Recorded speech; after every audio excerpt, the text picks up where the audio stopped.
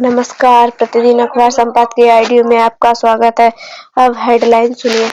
पढ़ने के साथ समझना भी जरूरी। दैनिक जागरण जन जन के मन का दस्तावेज है संविधान। भूपेंद्र यादव मेडिकल टूरिज्म का गढ़ बनता भारत। आर.के. सिन्हा चुनाव जिताने वाले मॉडल से विकास की शर्तें पूरी होंगी। दैनिक भास्कर संकट बनाम सुविधा जनसत्ता। भारत की आपत्ति जायज। राष्ट्रीय सहारा वैधानिक नैतिकता का विस्तार जरूरी। हिंदुस्तान अब संपादकीय विस्तार से। पढ़ने के साथ समझना भी जरूरी। दैनिक जागरण डॉक्टर विजय अग्रवाल लेखक पूर्व सिविल सर्वेंट हैं। आने वाले कुछ महीनों में बोर्ड परीक्षाओं के अलावा IAS, NDA, CDS, JEE main और UGC नेट समेत कई प्रतियोगी परीक्षाएं होने वाली हैं। इस दौरान ज्यादा से ज्यादा समय देने के साथ ही कॉन्सेप्ट को समझकर पढ़ने की जरूरत होती है। आइए जाने समझकर पढ़ना कितना जरूरी है, इससे हमें क्या लाभ हो सकते हैं। हमारे यहाँ शब्द को ब्रह्म कहा गया है। ब्रह्म यानी इस संसार को रचने वाला। तो क्या शब्द भी ब्रह्म की तरह दुनिया का निर्माण करते हैं। आइए इसे एक उदाहरण के जरिए समझते हैं। मान लीजिए आप आराम से चुपचाप बैठे हुए हैं, कोई अचानक आकर यूं ही आपको गालियां देने लगता है तो आप भी शांत थे। गालियां सुनने के डॉक्टर विजय अग्रवाल गालियां सुनने के बाद डॉक्टर विजय अग्रवाल आपको गुस्सा आ गया। अब आपके अंदर की दुनिया क्या पहली जैसी शांत है? नहीं ना, वह बदल गई और इस दुनिया को बनाने का काम मात्र कुछ शब्दों ने ही तो किया है। इससे यह सिद्ध होता है कि हम जो भी सुनते और बोलते हैं उसका बहुत गहरा और सीधा संबंध हमारे विचारों और हमारी भावनाओं से होता है।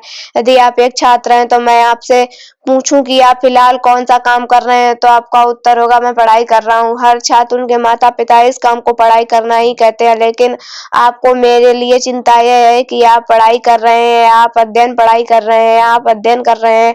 आप जब अपने कोर्स की किताबों के साथ होते हैं तो आप उसे पढ़ रहे होते हैं या उसकी स्टडी कर रहे होते हैं। इस उत्तर से आपको आपके अंतर मन की स्थिति जुड़ी हुई है। जैसे कोई व्यक्ति उपन्यास पढ़ रहा है, लेकिन जब उसी उपन्यास को हिंदी साहित्य का विद्यार्थी अपने सिलेबस के कारण पढ़ता है तो इन दोनों के पढ़ने का तरीके में बहुत अंतर आ जाएगा। वह व्यक्ति उस उपन्यास को मनोरंजन के लिए पढ़ रहा है और उसे ना तो उपन्यास की घटनाओं को याद रखने की जरूरत है और ना ही उसे उसकी समीक्षा करनी है। लेकिन हिंदी साहित्य के विद्यार्थी को उस उपन्यास के प्रति गंभीर होकर ध्यान से पढ़ना होगा और उसे समझना भी होगा। इसी तरह जब आप अपनी पढ़ाई गंभीर होकर करने लगते हैं तब वह पढ़ाई अपने आप ही अध्ययन बन जाती है। इसलिए मेरे इस लेख का आपके लिए मूल सूत्र यह है कि आप अपने दिमाग में इस वाक्य को बैठा लें कि मैं पढ़ाई नहीं अध्ययन कर रहा हूँ। आपका यह वाक्य आपके अंदर एक ऐसी दुनिया की रचना कर देगा जिसकी ग्रहण करने की क्षमता पहले की तुलना में कई गुना बढ़ जाएगी, जिससे स्मरण शक्ति में भी इजाफा हो जाएगा। पढ़ाई को बोझ न समझे। जब हम पढ़ने के अध्ययन में तब्दील कर देते हैं तब हमें पढ़ाई बोझ लगना बंद हो जाती है और हमें उसमें मजा आने लगता है। जब पढ़ा हुआ समझ में आने लगता है और वह आप भूलते नहीं। रटने का संबंध सूचनाओं को अपने दिमाग में इकट्ठा करना है, जबकि समझने का अर्थ है उसका हमारे दिमाग में रच बस जाना। महान वैज्ञानिक आइंस्टीन ने ज्ञान के बारे में एक बहुत ही महत्वपूर्ण बात कही थी। उन्होंने कहा था कि पढ़ने के बाद हम कभी कुछ भूल जाते हैं, लेकिन जो बच जाता है वही ज्ञान है। उनके कहने का आशय यही था कि हम रटते हैं, वे गायब हो जाते हैं और जो हमारी समझ में आते हैं वो जिंदगी भर हमारे साथ रहते हैं। जन जन के मन का दस्तावेज संविधान। भूपेंद्र यादव लेखक केंद्रीय पर्यावरण, वन एवं जलवायु परिवर्तन मंत्री हैं। भारतीय संविधान भारत के लोकतंत्र का मूल आधार है। आज भारत का आधुनिक लोकतंत्र 75 वर्ष की गौरवशाली यात्रा पूर्ण कर प्रगति पथ पर अग्रसर है। इस 75 वर्षीय यात्रा के केंद्र में हमारा संविधान प्रतिष्ठित रहा है। ध्यातव्य की है कि हमारे संविधान निर्माताओं ने संविधान की रचना में भारतीय जीवन मूल्यों की मान्यता, आधुनिक शासन और भविष्य की आशाओं तथा आकांक्षाओं की पूर्ति को केंद्र में रखा था। इन लक्ष्यों की सिद्धि करने वाले दस्तावेज के रूप में हमारा संविधान 26 नवंबर 1949 को देश की जनता को समर्पित किया गया था। इस दृष्टि से 26 नवंबर भारतीय इतिहास में एक महत्वपूर्ण तारीख के रूप में दर्ज होना चाहिए था, लेकिन दुर्भाग्यवश लंबे समय तक ऐसा नहीं हो सका। स्वतंत्रता के पश्चात दशकों का केंद्रीय सत्ता में रही कांग्रेस के विचार में 26 नवंबर का ऐतिहासिक महत्व कभी नहीं आया। वास्तव में कांग्रेस नेतृत्व सत्ता पर प्रभुत्व एवं नियंत्रण स्थापित करने को ही लोकतंत्र का प्रमुख उद्देश्य मानता है। वे स्वाधीनता दिवस 15 अगस्त और गणतंत्र दिवस 26 जनवरी तो मनाते रहे, पर संविधान दिवस जैसे महत्वपूर्ण अवसर जब देश में संविधान को अंगीकार किया गया था तो को मात्र न्यायपालिका तक सीमित कर दिया गया। संविधान केवल न्यायिक या वैधानिक दस्तावेज नहीं है, बल्कि वह भारत की जनता की आशाओं एवं आकांक्षाओं के प्रतिनिधित्व करता है। यह इस अर्थ में यह देश के जन जन के मन का दस्तावेज है।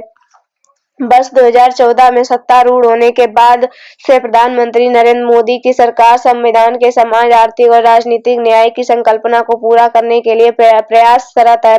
भारतीय संविधान और लोकतंत्र के सुदृढ़ करने की मंशा से प्रधानमंत्री मोदी द्वारा अनेक कदम उठाए गए हैं। सत्ता में आने के अगले ही वर्ष यानी 2015 में प्रधानमंत्री मोदी ने दशकों से अपेक्षित 26 नवंबर को संविधान दिवस के रूप में राष्ट्रीय स्तर पर मनाने की शुरुआत कर दी। यह दर्शाता है कि उनमें भारतीय संविधान के प्रति कितनी गहरी सम्मान भावना है।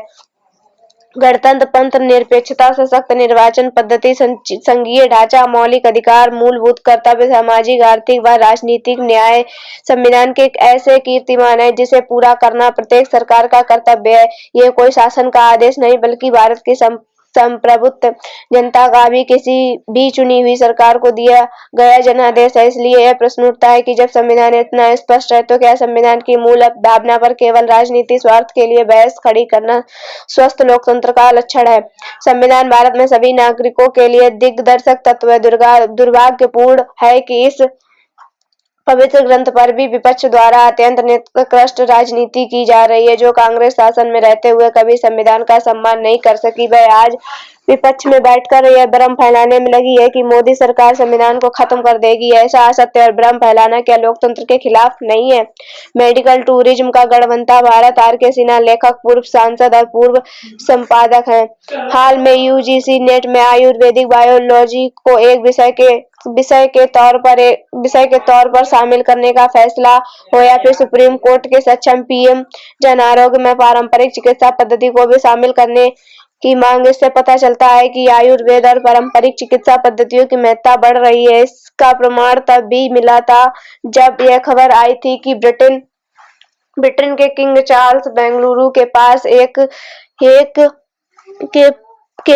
एक आधुनिक आरोग्यशाला में पत्नी कैमिला समेत स्वास्थ्य लाभ के लिए आए। इससे बेहतर और कुछ नहीं कि आधुनिक चिकित्सा पद्धति में सस्ते और सफल इलाज के साथ ही विदेशियों में भारत की परंपरागत चिकित्सा पद्धतियों जैसे आयुर्वेद, प्राकृतिक चिकित्सा, आहार विज्ञान जैसे उपचार लोकप्रिय हो रहे हैं। योग तो पहले से ही दुनिया भर में लोकप्रिय है। इस संदर्भ में यह भी स्मरण किया जाना चाहिए कि केरल के एर्नाकुलम स्थित श्री धैर्य आयुर्वेदिक नेत्र अस्पताल द्वारा प्रदान की गई चिकित्सा के चलते केन्या के पूर्व प्रधानमंत्री रैला ओडिंगा की पुत्री की आंखों की रोशनी वापस आ गई थी। यह किसी चमत्कार से कम न था। इसके बाद अफ्रीकी देशों में बड़ी तादाद में रोगी आयुर्वेदिक चिकित्सा के लिए भारत आने लगे।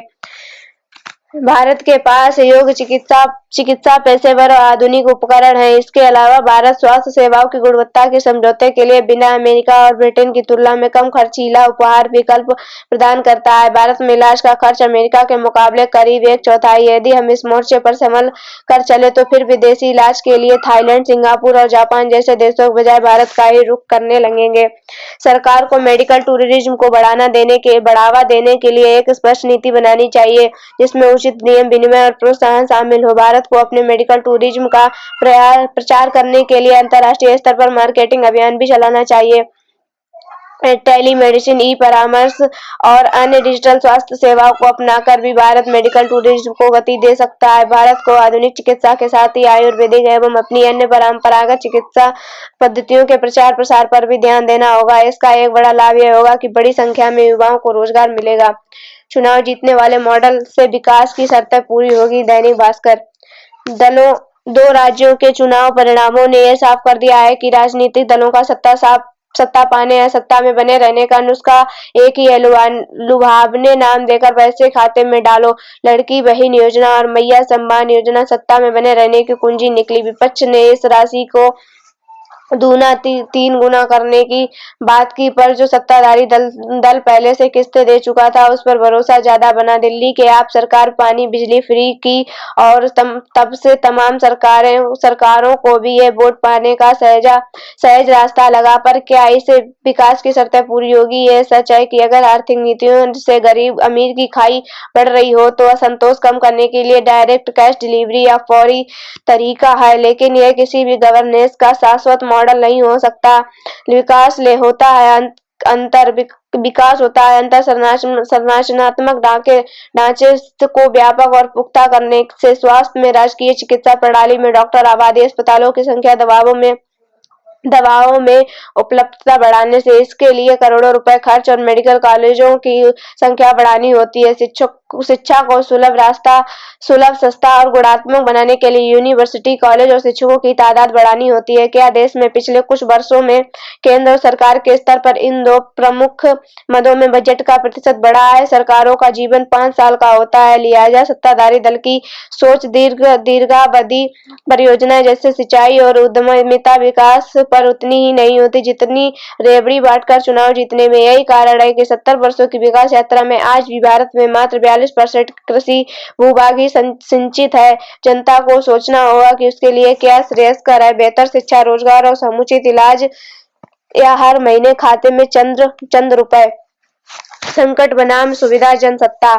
इसमें कोई दो राय नहीं कि जलवायु संकट आज विश्व भर में सभी देशों की चिंता में सबसे ऊपर है और इसके खतरे को कम करने या इससे पूरी तरह निपटने के लिए सभी देशों को अपनी ईमानदारी, इच्छा शक्ति जाहिर करनी होगी। मगर इससे बड़ी विडंबना क्या होगी कि दिनों दिन गहराते जा रहे इस संकट और इसके प्रभावों पर सभी देश विमर्श तो करते हैं, अगर इसे पार पाने के उपायों को लेकर वही देश अपनी जिम्मेदारी से पल्ला झाड़ देते हैं जिनकी भूमिका इस मुश्किल को बढ़ाने में ज्यादा रही है। विकसित देशों का ये रुख अपने आप में परेशान करने वाला है कि ये पृथ्वी के जलवायु पर बढ़ते संकट के सवाल पर हर बार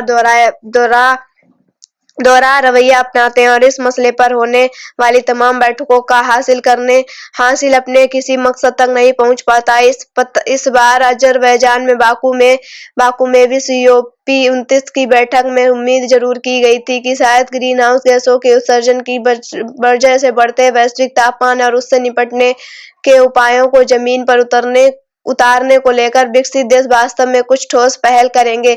मगर यह अफसोस की बात है कि इस विश्वव्यापी संकट के सवाल पर विकसित देशों को अपनी सुविधा कायम रखने का अहम लगता है। यह सही है कि ग्रीन हाउस गैसों के उत्सर्जन की वजह से वैश्विक तापमान में इजाफा हो रहा है और इसमें सबसे ज्यादा बड़ी भूमिका दुनिया के समृद्ध या विकास देश ही निभाते हैं। दूसरी ओर ग्लोबल साउथ देशों की भूमिका में इससे अपेक्षा कम है और विकास की निरंतरता को कायम रखने के लिए उनकी कुछ व्यवहारिक जरूरतें हैं। इसी के मद्देनजर विकासशील देशों को जलवायु परिवर्तन के उपजने वाले संकट से पार पाने में मदद के लिए विकसित देशों का वित्तीय और तकनीकी संसाधन जुटाने का दायित्व है। इसी जिम्मेदारी के तहत विकसित देशों ने सन 2020 में हर वर्ष $100 अरब जुटाने की पेशकश की थी। यह दावा कितना पूरा हुआ ये सभी जानते हैं, मगर वक्त और जरूरत के मुताबिक $1300 अरब की मांग को सिर्फ $300 अरब तक समेट देने का औचित्य समझ से परे है। सवाल है कि अगर पृथ्वी के जलवायु पर बढ़ते संकट के मसले को विकसित देश वास्तव में गंभीर मानते हैं तो उसके मुख्य कारकों और उसके हल के व्यापारिक उपायों में अपनी सक्रिय सहभागिता निभाने के बजाय वे अपने कदम पीछे क्यों खींच लेते हैं? भारत की आपत्ति जायज। राष्ट्रीय सहारा। भारत का ग्लोबल साउथ विकासशील, कम विकसित या अविकसित देश के लिए सालाना $225 अरब जलवायु वित्त पैकेज को खारिज करना बिल्कुल जायज कदम है। जलवायु खतरों से निपटने के लिए यह रकम काफी कम है और भारत के साथ ही विशेषज्ञों ने इसे अनुचित बताया है। विशेषज्ञों ने इसके तौर तरीकों पर भी सवाल उठाए हैं। उनका मानना है कि राशि जुटाने की अवधि में 2035 की बजाय 2030 होनी चाहिए। साथ ही यह रकम ज्यादा होनी चाहिए। जलवायु खतरा किस कदर गंभीर हो चला है यह बताने की जरूरत नहीं है। विश्व के लगभग तमाम देश इस खतरे से जूझ रहे हैं और इससे लड़ने की जुगत में दिन रात एक किए हुए हैं। लाजमी है कि ये बड़ी लड़ाई लड़ने के वास्ते महज हर वर्ष $250 अरब की राशि बेहद कम है और इससे कुछ हासिल नहीं होने वाला है। इसके लिए तत्काल $500 अरब जुटाए जाने की जरूरत है। चिंता की बात यह है कि मौजूदा जलवायु कोष में $100 अरब का है, जबकि इसके लिए समग्र तौर पर $1.3 अरब की वास्तविक जरूरत है। बहरहाल भारत की आपत्ति का कोई आपत्ति का कई देशों नाइजीरिया, मलावी, बोलिविया ने भले समर्थन किया है, मगर ये छोटे देश हैं जिनकी आवाज को हमेशा से अनसुना किया गया है।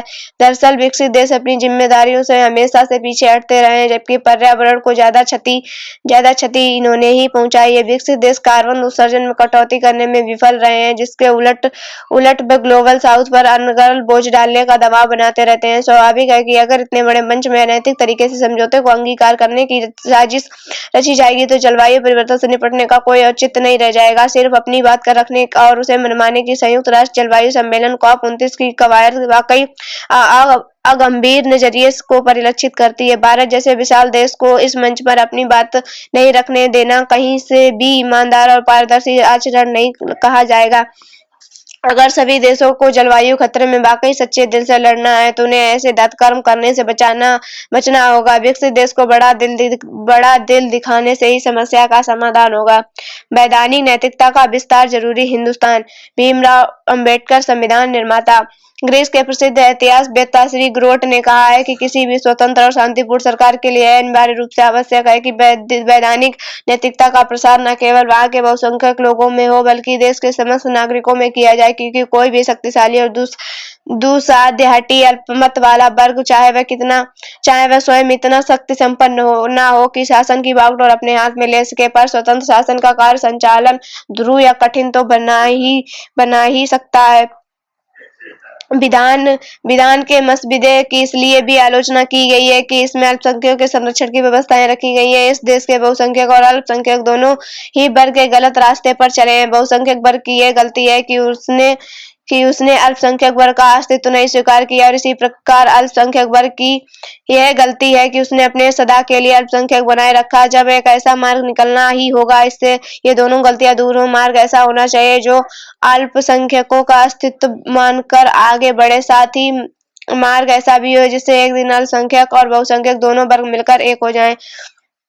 कोई भी संविधान सर्वथा पूर्ण नहीं हो सकता, और इसके अलावा स्वयं मसविदा समिति ने उसे और अच्छा बनाने के लिए कई संशोधनों का सुझाव रखा है, पर प्रांतीय विधानमंडलों में इसके संबंध में जो बहस हुई उसके आधार पर मैं यह कहने का साहस कर सकता हूं कि प्रस्तुत विधान, जैसा कि मसविदा समिति ने इसे स्थिर किया है, इस देश के कार्यारंभ के लिए काफी अच्छा है। मैं ऐसा समझता हूं कि प्रस्तुत विधान व्यवहार योग्य है, लचीला और इतना सबल है कि युद्ध एवं शांति दोनों ही समय में देश को एक सूत्र में बांधे रख सकता है। मैं ये कहूंगा, यदि नवीन विधान के अंतर्गत कोई गड़बड़ी पैदा होती है तो इसका कारण यह नहीं होगा कि हमारा विधान खराब था, बल्कि यह कहना चाहिए कि अधिकारूढ़ व्यक्ति ही अहम था। अध्यक्ष महोदय, इन शब्दों के साथ मैं प्रस्ताव करता हूं कि इस पर विचार किया जाए।